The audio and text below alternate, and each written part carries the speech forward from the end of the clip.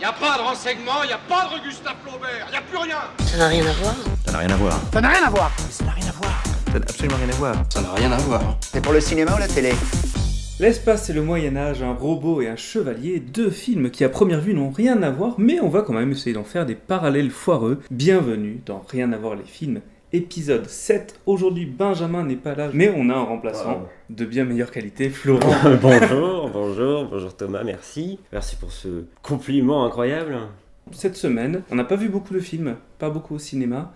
On attend la sortie de Dune 2 qui va sortir demain, au moment où on enregistre. Impatience. Grande impatience. Mais on a vu des séries, on a vécu quelques expériences. Tu veux nous en parler peut-être, Florent ? J'ai commencé enfin à regarder Love, Death and Robots récemment. J'adore ça, je conseille ça à tout le monde. Cette série de courts-métrages d'animation qui ont une esthétique et une identité toujours très marquée, épisode par épisode. J'ai également fait l'expérience récemment de Notes on Blindness, qui est une expérience VR qui se focalise sur l'expérience de la cécité par un homme qui est devenu aveugle dans les années 80 et qui a tenu des journaux audio de son expérience tout du long. Si tu as vu Daredevil de 2003 avec Ben Affleck, il y a quelque chose qui ressemble un petit peu à ça dans le rendu des sons. C'est-à-dire, on est sur de la synesthésie, une représentation visuelle des sons, de l'environnement sonore. Ouais. Et donc, comme c'est quelque chose que vous visionnez au casque, tu as vraiment une vision dans l'espace, une représentation spatiale par des taches de lumière bleue, des sons qui environnent. Et il y a un énorme travail du son qui a été fait pour que tu sois vraiment immergé, pour que tu aies un son qui soit spatialisé, immersif. Et avec un bon casque, tu es vraiment plongé dans cet espace autre. Ok. Et ça se fait sur quel casque ? Tu peux en faire l'expérience sur, par exemple, MetaQuest. C'est ce sur lequel j'ai fait ça, mais c'est également disponible il me semble, sur la plupart des marchés VR. Et ça s'appelle comment, du coup ? Notes on Blindness. Notes on Blindness, très bien, sur les casques VR. Et Love, Death and Robots sur Netflix. Exactement. Donc. Alors moi, j'ai vu une autre série qui s'appelle For All Mankind, qui est disponible sur Apple TV+. Le synopsis, en gros, c'est en 1969, on a le premier astronaute qui met le pas sur la Lune, sauf que c'est pas un astronaute, c'est un cosmonaute russe, et donc ça va faire que la course à l'espace va être relancée, que l'intérêt de l'espace va être grand. Les Américains vont vouloir être les deuxièmes à marcher sur la Lune, les premiers dans d'autres manières, les premiers à envoyer une femme sur la Lune, les premiers à bâtir une colonie sur la Lune, jusqu'à, dans la saison 3, dans les années 90, envoyer des astronautes sur Mars pour créer une colonie, et dans la saison 4, encore plus exploiter cette colonie martienne. Alors c'est une très bonne série qui, je trouve, au fil des saisons, devient plus de la fiction que de la science-fiction. Dans les premières saisons, on a vraiment cet aspect scientifique qui entre en jeu avec tous les ingénieurs à la NASA qui réfléchissent sur des solutions à n'importe quel problème. Et on va avoir ça dans un contexte de guerre froide. Ça va vraiment impacter la guerre froide avec du coup des astronautes qui vont venir armés sur la Lune, des conflits qui vont éclater. Dans la saison 2. Et au début de chaque saison, ce qui est génial, c'est que entre les saisons, donc on fait un bond dans le temps de 10-20 ans à chaque fois. Et on a toujours un petit générique qui nous montre tout ce qui s'est passé dans les dernières années. Alors il faut vraiment rester focus pour essayer de rater aucun détail. C'est vraiment hyper intéressant. Il y a vraiment beaucoup de choses qui changent. Ouais, c'est très stimulant au niveau qu'est-ce qui aurait pu se passer, enfin tout ce qui est uchronie, tout ça. Après, ce que je reproche un petit peu aux saisons suivantes, c'est qu'effectivement c'est beaucoup moins science-fiction, scientifique. Et j'ai l'impression qu'il passe beaucoup plus de temps sur les drames humains, parce que on est sur les personnages qui retournent, et quand on arrive vers la série en étant complètement séduit par l'aspect uchronique de c'est les Russes qui ont atterri sur la Lune en premier. Quand on passe 4 épisodes sur les drames personnels des personnages, ça change un petit peu dans les saisons suivantes. Et c'est marrant parce qu'en plus dans la saison 4, on arrive vraiment avec, il y a des grèves sur Mars, des syndicats qui se créent et tout. Peut-être que ça peut redevenir intéressant. J'ai pas encore vu la saison 4, mais... Plutôt intéressant à suivre en tout cas. Ce que vous pouvez suivre surtout, c'est notre podcast. Vous pouvez le suivre, le partager à vos amis fans de cinéma. On est présent sur à peu près toutes les plateformes d'écoute, Spotify, Deezer, Apple Podcast, Google Podcast, Amazon Music, tout ça. Et pour ne rater aucun épisode, vous pouvez aussi nous suivre sur notre compte Instagram, Rien à voir les films. Le lien est disponible dans la description de ce podcast. Aujourd'hui, on va aborder 2 films qui sont très très chers à mon cœur de cinéphile, de visionnage et revisionnage qui m'ont marqué.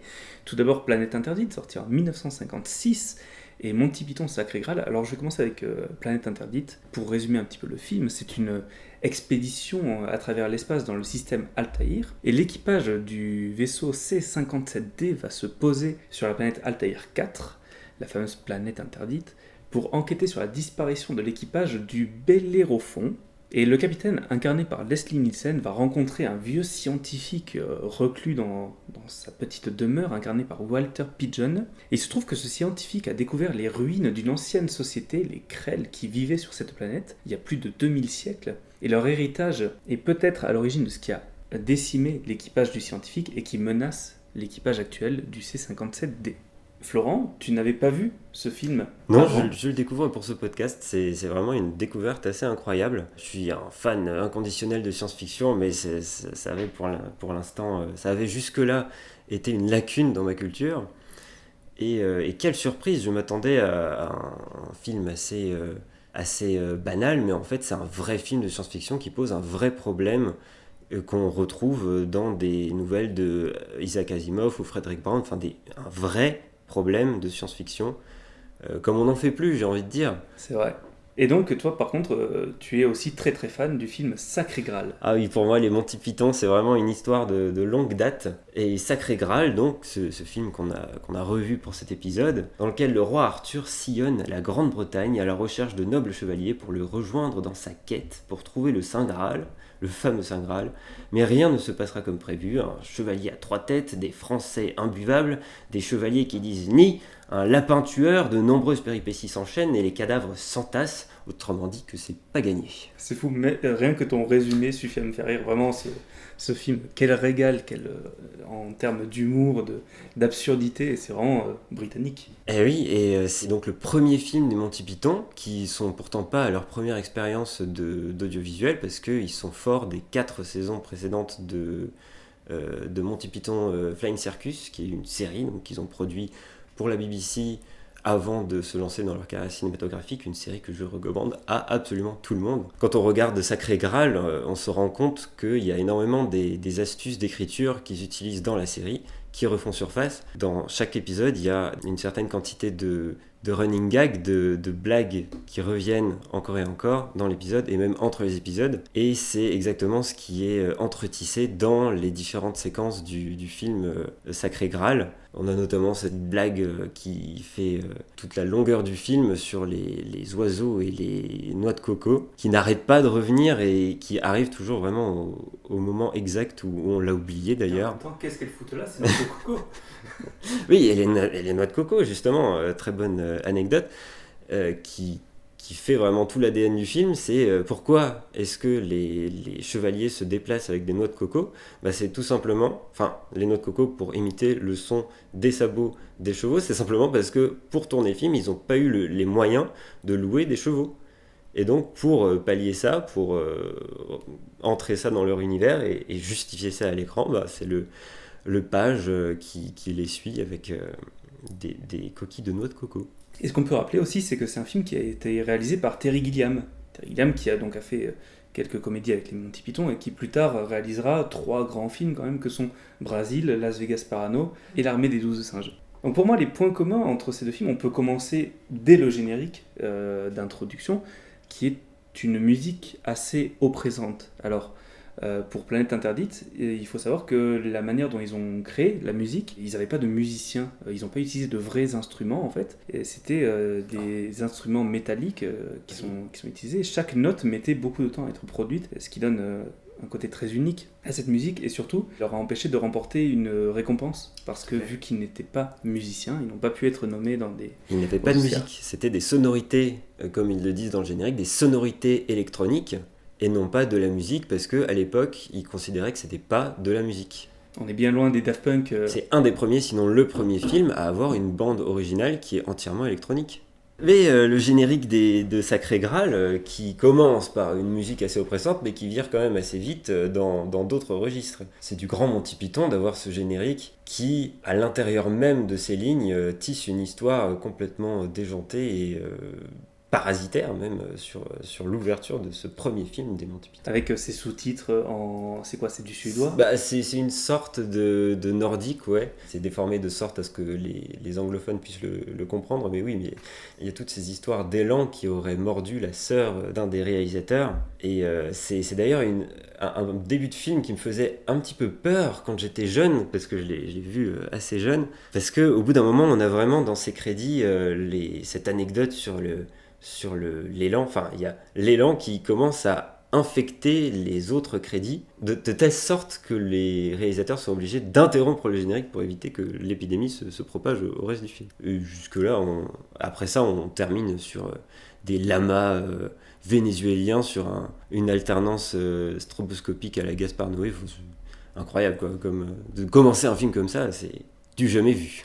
Tu parlais des noix de coco tout à l'heure, qu'ils ont utilisées parce qu'ils n'avaient pas de chevaux sur le film. Et en fait, les deux films font preuve de créativité avec le budget qu'ils ont. Alors, Planète Interdite a un budget quand même assez colossal pour l'époque, avec certaines astuces qu'ils ont utilisées pour gagner en budget.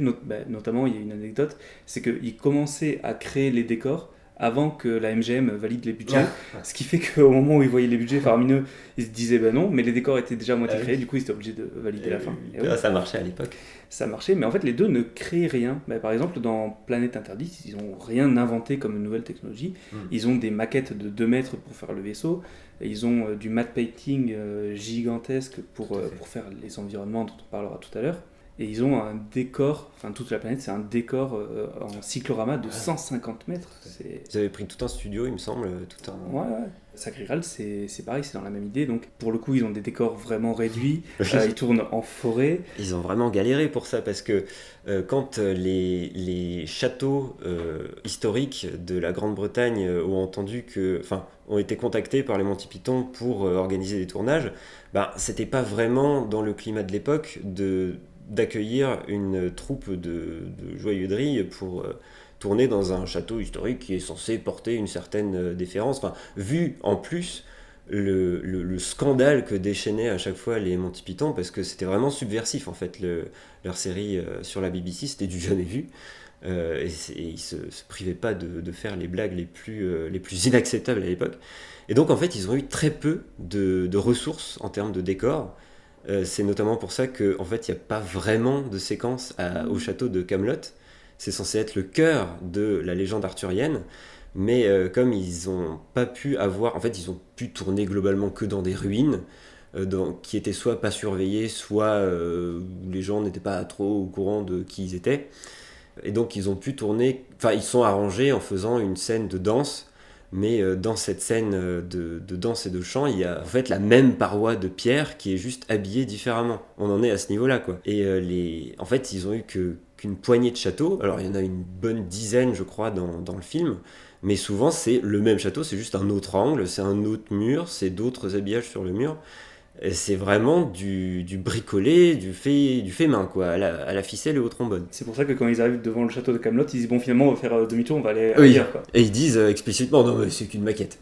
Et sur Planète Interdite, les effets spéciaux, je les ai trouvés franchement, enfin il y a rien de particulièrement innovant, mais ils sont de très bonne facture. Tout ce qui est matte painting, il y a notamment un plan quand on rentre dans les entrailles de la planète, il y a ce plan en travelling sur une maquette, et ensuite on a quand la caméra s'arrête, on a les acteurs qui sont incrustés en tout petit pour montrer vraiment l'échelle gigantesque des entrailles de la planète. Les effets spéciaux n'ont pas vieilli, effectivement. Le matte painting, c'est quelque chose, c'est une technologie qu'on n'utilise plus du tout, ou d'une manière... Plus de la même manière. La peinture sur verre, c'est révolu aujourd'hui, on travaille avec des matte painting digitaux qu'on appelle DMP. Bien sûr. Et pourtant ça marche extrêmement bien, l'effet marche toujours autant. Quand tu regardes un film de Chaplin qui a été fait avec le matte painting, ça marche toujours très bien. Quand tu vois, ne serait-ce que dans Star Wars, ils ont utilisé beaucoup de matte painting, ça marche du tonnerre. Et absolument. C'est des illusions d'optique. Après, il y a également des matte paintings qui ne marchent pas. Pour ça, un bon exemple, c'est dans La Planète des Singes 2. Il y a un matte painting qui est absolument affreux d'une ville dévastée. En fait, la qualité d'un matte painting se mesure à la qualité de l'artiste qui le peint. Ce qui n'est pas le cas pour un DMP aujourd'hui, où on peut utiliser toutes les techniques modernes de tampon magique, de lissage d'images, alors qu'à l'époque il fallait peindre sur le verre avec un pinceau pour donner un effet photoréaliste. Est-ce que tu dis qu'aujourd'hui les artistes n'ont plus de talent, c'est ça? Ah non, c'est pas ce que je dis. C'est Attention, hein. simplement que les techniques changent. Et ce que ça change bien sûr, c'est que un matte painter à l'époque, il devait prendre la journée pour faire un plan, pour faire une plaque de verre, pour faire un plan, un angle. Mais aujourd'hui, on est également en mesure de faire, par exemple, une photogrammétrie de ville, de reproduire une ville en 3D. Et à partir de là, on peut faire, en une journée de travail, on peut faire des dizaines et des dizaines de plans. Après, c'est aussi surtout qu'on était limité en technique, c'est-à-dire que quand on faisait un matte painting, on était obligé d'avoir un plan fixe. Exactement. Ça devient très compliqué d'avoir du mouvement dans le plan après. Au niveau des effets spéciaux, donc ça a très peu vieilli dans Planète Interdite, surtout parce que y a beaucoup d'effets qui ont été réalisés en animation. C'est-à-dire qu'il y a un animateur de chez Disney qui a créé tous les... par exemple, le moment où ils atterrissent sur la planète, les effets de désintégration, les rayons électriques, le gros monstre invisible qui apparaît dans les rayons, dans le champ magnétique. Dans la barrière électrique. Voilà. Qui a également d'ailleurs une petite barbichette pour... ça on le remarque qu'après un certain temps. Il a une petite barbichette ce monstre parce qu'il a une certaine affiliation avec un des personnages qui est le seul à avoir une barbichette. Effectivement, le ça, c'est le fameux... Voilà, le ça freudien. Alors d'ailleurs dans les making-of, ils te montrent des idées qu'ils avaient proposées pour ce personnage, pour ce monstre, avec une version qui reprenait exactement la tête du personnage qu'il est censé reproduire. Qui est assez terrifiante pour le coup. Et donc dans Sacré Graal, ils utilisent aussi des animations, pas le même style d'animation, mais où ils reprennent des fresques qui font bouger. Alors c'est utilisé pour la transition des chapitres, et c'est aussi utilisé pour le monstre qu'ils rencontrent dans la grotte. À un moment donné, il y a un gros monstre qui arrive, ils ne pouvaient pas le faire en vrai, donc ils le font en animation, et ils fuient en animation. C'est la fameuse grotte de Arg. À côté du château de Arg. Tout à fait. Et c'est les fameuses animations en papier découpé de Terry Gilliam qui s'est fait la main pendant les 4 saisons de Flying Circus, encore une fois. C'est une des signatures des Monty Python, c'est ce pied qui écrase leur logo. Et ça fait partie du générique de Flying Circus. Et certains des sketchs de l'émission, quelquefois de plusieurs minutes, étaient déjà réalisés en animation. Une technique assez coûteuse pour de la télévision à l'époque. Ça aussi, c'était du jamais vu, mais au niveau... c'était du, disons, rarement vu, mais au niveau technique. Très bien. Et donc au niveau des décors intérieurs, on l'a dit, donc c'est l'ancienne société des Krell, c'est ça, qui est dans la planète, donc qui sont faits en matte painting, on l'a dit. Des maquettes aussi. Et qui donnent des décors intérieurs qui sont assez gigantesques. C'est vrai incroyable. C'est assez bluffant encore aujourd'hui de voir ça. C'est le personnage de Walter Pigeon qui dit donc là on est en plein milieu, par là-bas ça va, il y a 28 km, par là-bas il y a 28 km, là il y a 3800 étages. Ouais. Et quand on te montre, ça pourrait être du hors-champ, mais on te le montre, et t'as vraiment cette sensation de c'est gigantesque, ça dépasse le champ de la caméra. C'est sous forme de forme géométrique, c'est des lignes de fuite qui sont utilisées et qui rappellent, moi ça m'a beaucoup fait penser à l'intérieur du trou noir dans Interstellar, tu vois, ces lignes de fuite la infinies, bibliothèque géante, la bibliothèque qui sont infinies. Et ça permet aussi de rebondir sur le fait que c'est un film qui a beaucoup inspiré Planète Interdite. Typiquement, il y a Gene Roddenberry qui, en voyant le film, a dit « je vais faire une série à partir de ça ». Et la série s'est nommée Star Trek. Et oui, c'est le grand précurseur de Star Trek. Ce qui m'a frappé au début du film de Planète Interdite, c'est que on commence directement, alors qu'on est dans une guerre froide au moment de la sortie du film, on est dans une guerre froide qui monte en puissance. Ça va battre son plein en 61 et ça sera en 56. Mais le film s'ouvre avec un vaisseau de la Fédération Terrienne unie. C'est un précurseur de Starfleet. Exactement. Qui arrivera dans Star Trek. Et Star Trek s'est beaucoup inspiré, notamment, par exemple, au niveau de la forme des téléporteurs. Tu sais, il y a cette scène quand ils ralentissent de l'hyperespace, de décélération, où ils sont dans ces espèces de téléporteurs Star Trek, c'est les mêmes. Ils ont les blasters, ils ont les systèmes de communication et tout ce décor de planète. Alors dans Star Trek, il y avait beaucoup moins de budget, donc ça fait beaucoup plus carton-pâte, mais on est dans cette idée. Et même plus tard, il y a Star Wars qui va arriver, et on a notamment les personnages de R2-D2 et C-3PO qui sont directement affiliés à Robbie le robot, dont on n'a pas encore parlé, on va en parler un peu plus. Mais même l'apparition de Leia en hologramme On a littéralement un personnage qui recrée le personnage Ah, mais oui, tout à en fait. j'y avais hologramme, pas en pensé. miniature, et oui, La fille de Morbius qui apparaît sur la planète. qui apparaît sur un petit écran Mm. reconstitué, comme R2D2 Comme le si fait on y dans était. le 4. Ouais. Et les décors de l'Étoile Noire, qui sont inspirés de l'antre des cris. Et oui, en parlant de l'étoile noire, c'est ce décor vraiment cyclopéen, gigantesque à l'intérieur de la planète même, alors qu'à l'extérieur, la surface est relativement quelconque. Ça a également inspiré, je pense, Harlan Ellison pour son écriture de « Je n'ai pas de bouche et je dois crier »,« I have no mouth and I must scream », qui est une des plus grandes nouvelles de science-fiction américaine, dans laquelle un ordinateur, un méga ordinateur surpuissant qui s'appelle Ham, a asservi l'humanité. Et en fait, il est tellement grand qu'il prend tout l'intérieur de la planète Terre. Et ça m'a vraiment fait penser à ça, d'avoir tout l'intérieur de cette planète finalement qui est un énorme réacteur nucléaire pour servir la machine la machine qui a été la fin des Krell dans Planète Interdite. De la même manière, chez Harlan Ellison, on a une machine ultime qui est finalement la fin de l'humanité. Et donc, on parle d'inspiration. Les Monty Python Sacré Graal, ils ont aussi inspiré à leur tour une nouvelle génération d'humoristes, notamment le trio des As, et qui plus tard, les Nuls en France, notamment dans cette idée de films d'époque complètement décalés. Et en parlant des As, qui ont fait les Y a-t-il un flic, les Y a-t-il un pilote dans l'avion, c'est des films qui sont avec Leslie Nielsen, Exactement, qui joue dans Planète Interdite. qui est donc le capitaine du vaisseau. Absolument, et qui, pour ceux qui sont habitués au film des As, Leslie Nielsen qui est complètement non reconnaissable. J'ai mis du temps à capter que c'était lui. Je l'avais vu dans le générique et puis après j'ai complètement oublié ça. Et c'est qu'à la fin du film que je me suis rappelé, mais oui, mais c'était lui. Il a pas de cheveux blancs et il est pas particulièrement drôle. Mais oui, il est très premier degré et il est très jeune. En 1956, le film Jamais sort. vu comme ça. Et oui, c'est assez marrant, effectivement. Et Leslie Nielsen qui a également participé à créer la série Police Squad qui est comparable à Monty Python en Flying Circus. Effectivement, on a ce Leslie Nielsen qui est en décalage de ton par rapport au reste de sa carrière. Mais déjà, à l'époque, Planète Interdite, c'est un film de science-fiction qui est très premier degré, qui est très sérieux. Là où on entre dans la guerre froide, on est surtout au sortir de la Seconde Guerre mondiale. Oui, On est dans une époque où la première préoccupation, c'est la peur du nucléaire.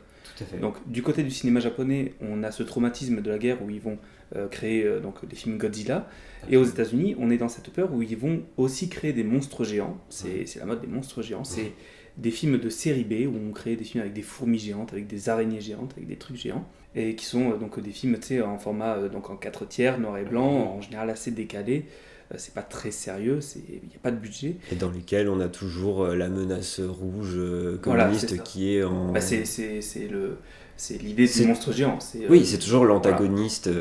Alors que Godzilla, c'est la menace américaine. Voilà. Eux, c'est la menace russe. Voilà. Et quelque chose qui est absolument pas dans la Planète Interdite, c'est ça qui m'a... Et Planète Interdite, justement, vient marquer une rupture. Déjà, c'est un film qui est produit en cinémascope, qui est tourné en cinémascope, en couleur. Donc, immédiatement, il y a une crédibilité beaucoup plus grande qui s'installe. Et pourtant, il a son monstre géant, mais qui déjà est invisible, qui est une représentation de la conscience d'un des personnages. C'est pas aussi évident que ça, c'est beaucoup plus complexe. Quand même beaucoup plus intelligent, beaucoup plus réfléchi, et ce qui rien que le fait d'avoir ce type de monstre dans ce cinéma-là, ça en fait en lui-même un chef-d'œuvre. Et pourtant, il y a toutes les autres qualités autour du film qui font que c'est un chef-d'œuvre colossal. Et le film suivant, à avoir autant d'ambition en termes de science-fiction, ça va être 2001 Odyssée de l'espace, de Kubrick. Très probablement. En termes de cinéma, parce qu'entre-temps, on a des séries de science-fiction, notamment Star Trek, mais en cinéma, ça va être 2001 qui va finir d'asseoir une certaine crédibilité de la science-fiction. Ce qui est remarquable d'ailleurs par rapport à 2001 qui sort un an avant le premier alunissage des Américains sur la Lune, et non pas des Russes comme dans For All Mankind, alors que dans 2001, ils montrent déjà une base lunaire. Ce qu'on a dans Planète Interdite qui sort en 56, c'est des gens qui partent déjà vers les étoiles, alors qu'on est 5 ans avant le premier homme en orbite, Yuri Gagarin, en 61. Et il mentionne que dans les années, je crois que c'est 2200, qu'on a conquis les planètes du système solaire et qu'on s'est étendu après. C'est dans la le tout début du film, l'introduction, ça peint vraiment un tableau grandiloquent de la conquête spatiale, de ce que ça pourrait devenir après la sortie du film. Ça fait rêver, quoi, en termes de science-fiction. Tout à fait. Et donc, on l'a mentionné aussi juste avant, on a Planète Interdite qui est en décalage de ton, et Sacré Graal qui, lui, se présente comme un film avec des chevaliers, avec des épées, des films en costume, et qui pourtant est un film, une comédie complètement absurde. Oui. Pareil, complètement en décalage avec le ton de son époque. C'est des films aussi qui sont inspirés d'histoires connues, alors des fictions. Donc, Sacré Graal, les histoires, les conquêtes du roi Arthur, de la table ronde. Lancelot, machin. Et Planète Interdite, est-ce que tu sais d'où ça vient? Non. Qu'est-ce qui a inspiré le scénario? C'est Shakespeare. C'est une histoire de Shakespeare. Ah oui. Tempête. Tempête, oui. Qui se déroule plutôt dans un huis clos. Alors, c'est la même histoire que Planète Interdite. C'est un vieux magicien qui se retrouve seul avec sa fille sur une île déserte. Et donc, il y a un bateau qui vient pour les sauver. Et la fille tombe amoureuse d'un des membres d'équipage. C'est exactement ça.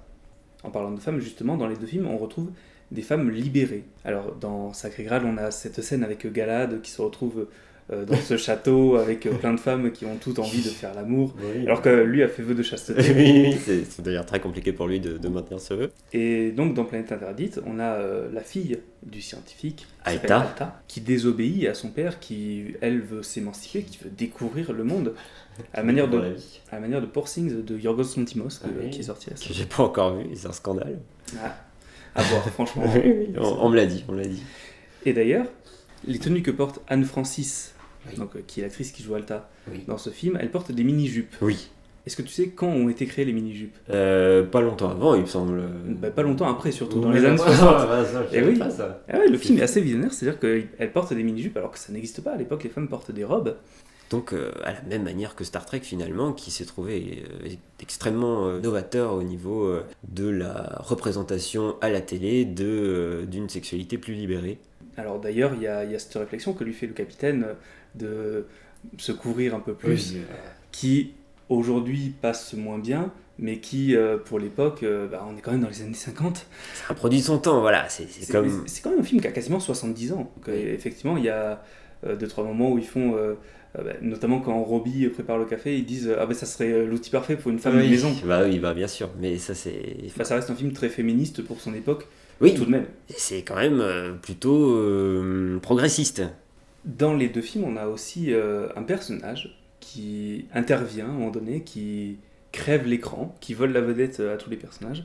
Alors dans Sacré Graal, j'ai noté le Chevalier Noir. Oui. Voilà. Il y en a plusieurs comme ça. Et donc c'est un personnage qui vient dissonner parce que le Chevalier Noir, c'est censé être un personnage très fort, très incroyable, presque impossible à battre. Menaçant, presque une épreuve finale. Et que finalement, le roi Arthur bat assez facilement, qu'il ridiculise en lui coupant les bras. Littéralement, il le démembre vivant en 3-4 minutes. Alors ça sonne violent comme ça, mais c'est une scène qui est C'est hilarante. vraiment hilarant. Parce que le personnage se fait couper les bras, il continue à se battre avec les jambes, avec le buste, avec tout ce qu'il Il peut. n'abandonne jamais. Et donc on a ce personnage dont on a très peu parlé jusqu'à présent dans Planète Interdite, qui est Robbie, le robot. Robbie. Qui, alors si on remet dans le contexte du film, il sert pas à grand chose en vrai. Ouais, c'est une grosse cafetière intelligente. C'est ça, c'est littéralement un robot qui fait tout et qui fait le café. Notamment. À chaque fois qu'il apparaît à l'écran, il crève l'écran. Toute notre attention n'est concentrée que sur lui. C'est un robot surtout qui est gentil. C'est-à-dire que dans le cinéma de l'époque, un robot, à part dans Metropolis, un robot qui arrive à l'écran, c'est comme les aliens, c'est un robot méchant. Oui, le film avant ça, c'est Le jour où la Terre s'arrêta, et c'est pas du tout le même deal en termes de robots. Ouais. Même la guerre des mondes, la guerre des mondes, voilà, c'est des robots. Bon, c'est des véhicules, mais c'est même deal. Enfin, les machines ne sont pas nos amis généralement. Et c'est surtout un robot qui fait vrai. On voit au travers, il a une vraie crédibilité. Sa façon de parler comme ça en cliquetis, puis traduction en voix, je trouve ça une idée géniale. C'est un robot aussi qui respecte les 3 lois d'Asimov. Exactement. Qui sont, est-ce que tu les as en tête? Alors la première, aucun robot ne doit blesser un humain. Ouais. La deuxième, aucun robot ne doit désobéir à un humain, sauf si cela contrevient à la première loi. Et troisième loi, un robot doit préserver sa propre existence, sauf si ça vient en contradiction avec la première ou la deuxième loi. Ce qu'on retrouve dans iRobot. Tout à fait. Bah oui, l'adaptation par excellence. Et d'une certaine manière dans Robocop. Oui. Avec encore plus de lois. Il y a quelque chose comme ça, oui. Dont la dernière qui est cachée. voilà, la grande aventure du cycle des robots de Asimov, c'est pas uniquement énoncer les 3 lois Enfin si, c'est énoncer les 3 lois et voir ce qui se passe et voir notamment toutes les contradictions, tous les problèmes. Mais Robbie les respecte toutes, il fait très bien son travail. Il est très fort, il est incroyable et surtout il a dépassé complètement son média d'origine. Alors la première chose, c'est que c'est devenu un produit dérivé. C'est-à-dire que ça ne se faisait pas à l'époque d'avoir des jouets à partir d'un film, et pourtant les enfants qui grandissaient dans les années 50 voulaient leur jouet de Robbie le robot. Je veux mon jouet de Robbie le robot, mais ça coûte une couille aujourd'hui. Oui. Et c'est aussi un acteur, c'est-à-dire qu'il est mentionné au générique, donc Introducing Robbie le robot, il est marqué sur la comme fiche. si c'était déjà une star, comme s'il savait très bien que Mais c'est littéralement une star, c'est-à-dire que Robbie le robot a joué dans d'autres films. Il apparaît dans la série Lost in Space, dans le film Lost in Space, dans The Invisible Boy, dans la série Wonder Woman. C'est un robot qui fait des apparitions dans d'autres films, ça ne s'est jamais vu ailleurs. Et il fait un petit caméo dans Gremlins, un tout petit à côté d'une cabine de téléphone. Pour la MGM, c'était pas forcément la meilleure idée de le créer sur le papier en se disant qu'est-ce qu'on est en train de faire. Ça leur a quand même coûté $100 000 pour le créer. Donc, de l'époque. Aujourd'hui, ça serait l'équivalent d'1 million pour le créer. En sachant qu'ils en avaient un seul. C'est impensable ça, d'avoir une version de ton robot, alors qu'on le voit pendant quasiment tout le film.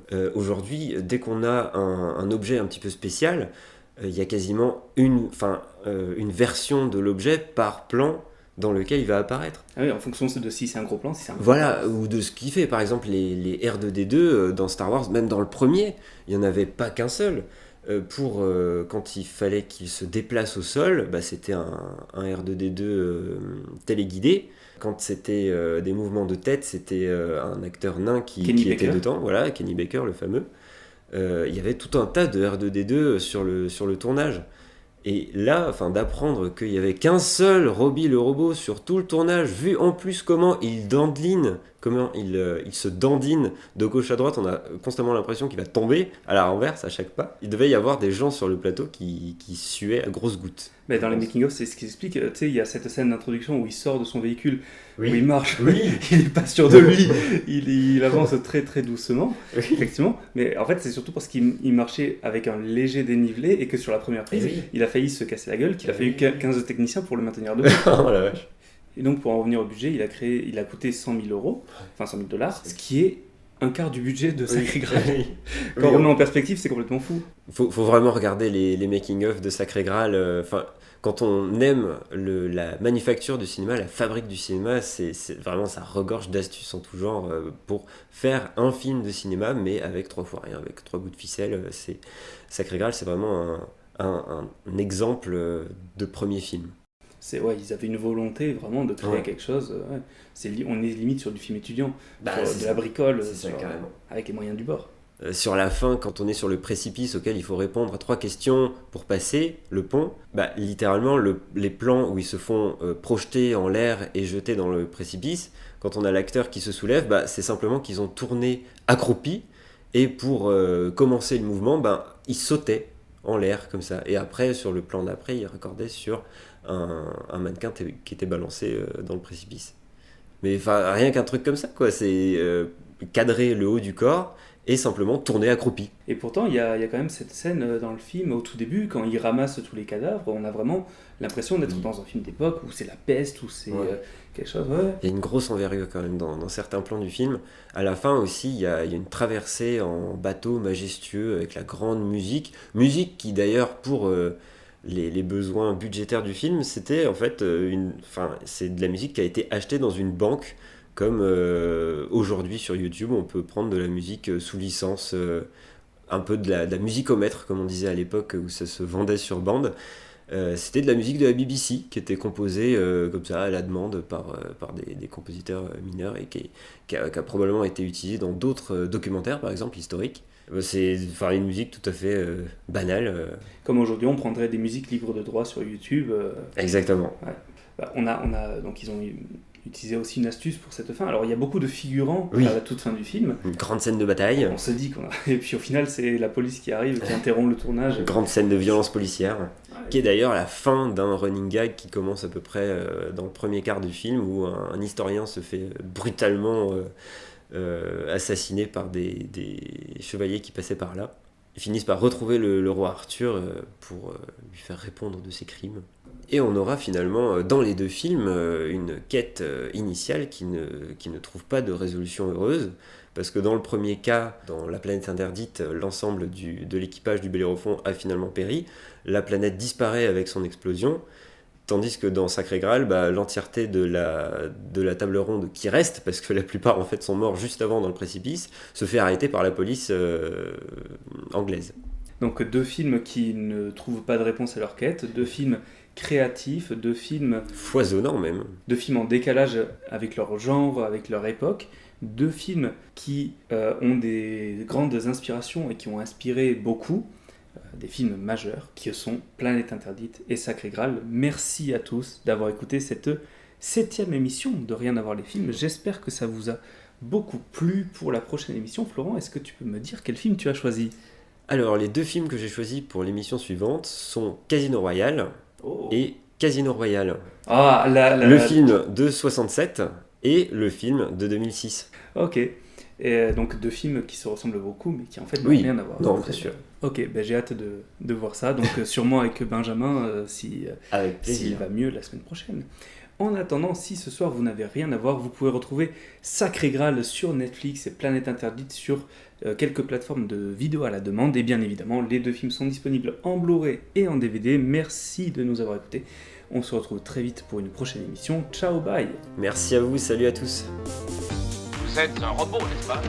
C'est exact, monsieur. Pour votre commodité, je suis réglé pour répondre au nom de Robbie. Ni peng and ni won't. The knights who say Ni demand a sacrifice. Knights of Ni, we are but simple travelers who seek the enchanter who lives beyond these woods. Je me suis dit que ça ferait plaisir à tous si je pouvais améliorer un peu l'ordinaire, enfin, si je pouvais trouver une botte de radis. Écoute, j'ignore dans quel but t'es en train de mentir, mais un bon conseil, reviens avant le retour du commandant ou alors ça bardera pour nos matricules. Jesus Christ! Hello, daffy English kniggets and Monsieur Atherkeen who has the brain of a duck, you know. So, we French fellows out with you a second time. How dare you profane this place with your presence? 480 bouteilles. Total, 220 litres. Du whisky de chez nous et du fameux. Ça se boit tout seul, ça.